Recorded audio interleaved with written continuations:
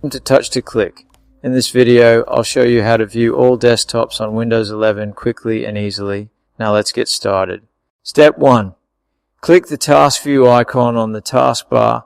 It looks like two overlapping rectangles near the Start button. It opens the desktop overview. You can see all virtual desktops here. Step 2. When Task View opens, check the desktop thumbnails on the screen. Each one is a separate workspace. This helps keep your tasks organized. Step 3. Click any desktop thumbnail you want to open. Your screen switches to it instantly. This is the easiest visual method. Method 2.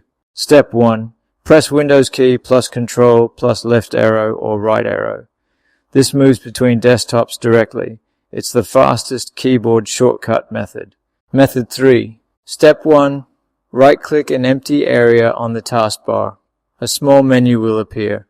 This gives taskbar options. Step 2. Click Taskbar Settings from the list.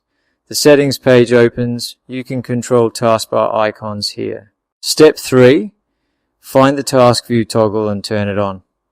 This shows the icon again. It restores quick access. Step 4. Click the Task View icon on the taskbar. You will see all desktops.